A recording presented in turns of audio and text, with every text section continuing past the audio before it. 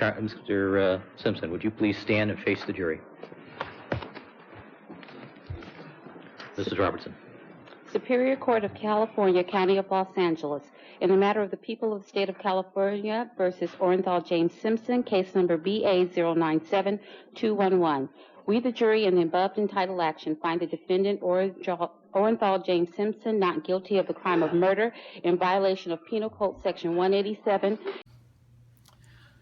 Hello again, you are watching another edition of the Scooting Scholar Report. I am your humble host, Richard Lawrence. Well, it's hard to believe it has been 20 years since the verdict in the OJ Simpson trial.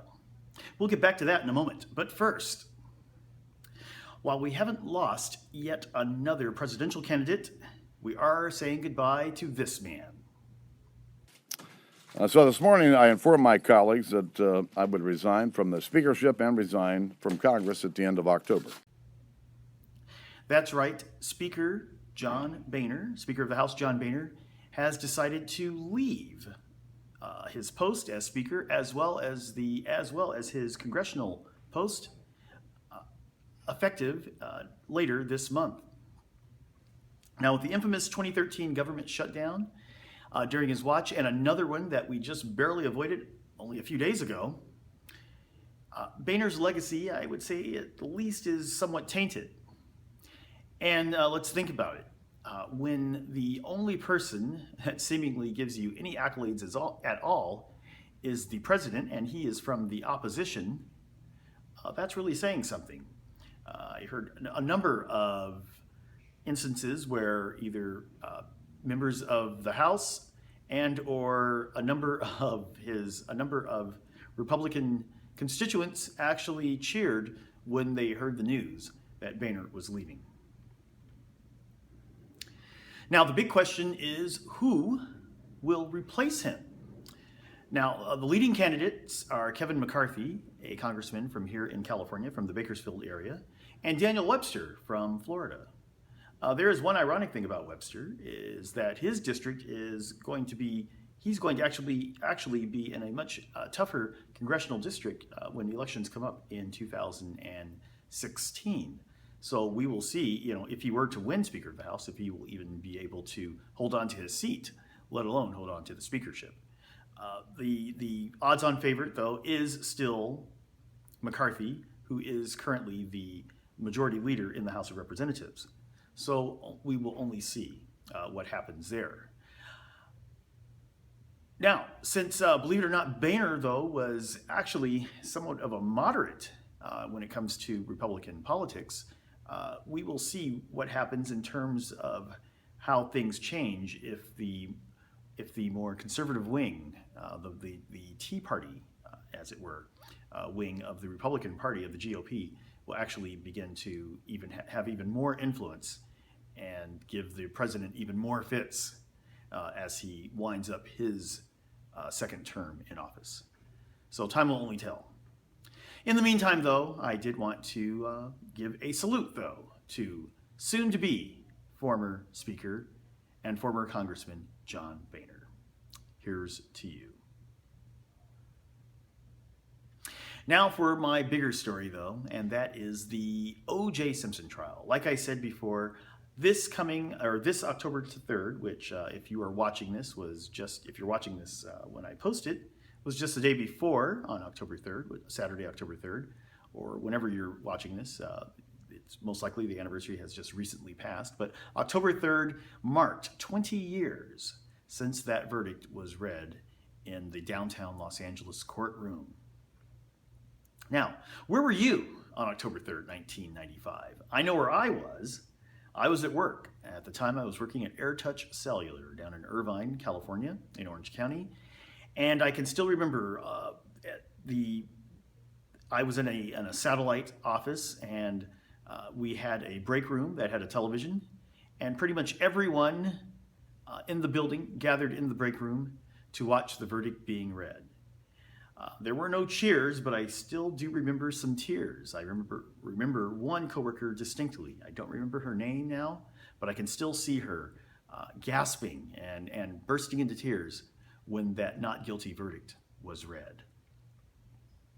And so we've never had anything like that before or since. It was a very sensational trial, but it also had a strong legacy, and it affected a lot of different areas.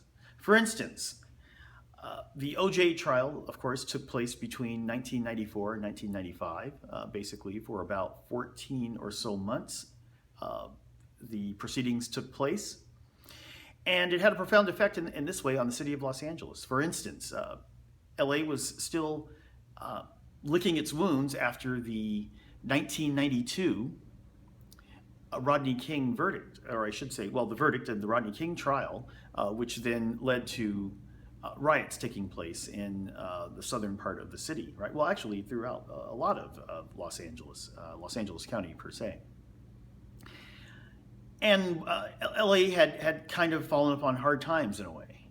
But after the OJ trial, or during that trial, it actually made Los Angeles glamorous again, ironically, as there was much coverage over how sort of the wealthier West Side lived.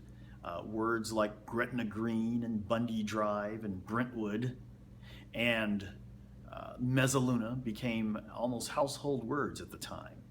And definitely it made Los Angeles, and I think to this day that the Los Angeles has remained somewhat of a glamorous place because of the OJ trial. Another impact that the OJ trial had, though, I think an even greater impact, was in the world of television. Now, prior to 1994, 1995, we had a number of, for instance, daytime television, right? Daytime television was profoundly impacted. That is, we had a number of soap operas on the air. It's hard to believe now, with only 4 soap operas left, that at the time we had 12 soap operas on the air on the 3 major networks, ABC, CBS, and NBC. Like I said, now we only have 4. But what network executives saw was that people were willing to watch other types of programming. And the OJ Simpson trial definitely drew from a lot of different demographics. Racially, age-wise, gender-wise, everyone was watching that trial. It also ushered in the era of reality television. While we did have some reality TV before that, the OJ Simpson trial showed that reality TV was more than something that would just be on, say, MTV with their series, what was that called? The Real World. We saw reality TV explode after that. Another thing that we saw explode were courtroom shows in general, as people actually seemed to enjoy some of the dramatics that took place in the courtroom. And again, these are some of the influences that O.J. Simpson trial had on popular culture. And of course, just in general, in terms of what people talked about. Now, you remember, this was an era before social media really took hold. All we had back in 1994, 1995 really was AOL and the America Online. And the internet was still pretty much in its nascent stage, as many of us did not have internet access, or we were just beginning to get internet access. Back in 1995, there was no Google, for instance. Yahoo was, I guess, part of the was really the leading, or becoming the leading internet portal that we looked to back in those days.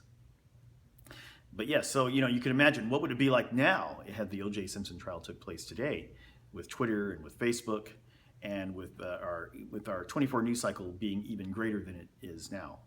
Of course, back then, as you saw in that early video, that was CNN. CNN was pretty much it when it came to 24-hour news. Now, of course, we have MSNBC, we have Fox News Channel, and our whole multi-channel universe has grown exponentially in the last 20 years, not counting the internet, of course. So the trial did have a great impact. It made a lot of people a lot of money, believe it or not, and it was something that we talked about. And it may have been, outside of possibly Super Bowls, it probably was really the last thing that pretty much everyone watched, and that became kind of a water cooler type of programming that all ages seemingly had a great interest in. So once again, it's hard to believe that it has been 20 years, and I don't know if we'll still be talking about this case in 20 years from now, but nevertheless, it is something to remember. Definitely something I will never forget. Now, lastly, before I go, something unusual took place last week on Facebook. I don't know if you saw it, but there were a number of my friends, at least, who posted pictures for something called National Daughters Day. And I thought that's a bit strange. Is there such a thing as National Daughters Day? So I looked it up.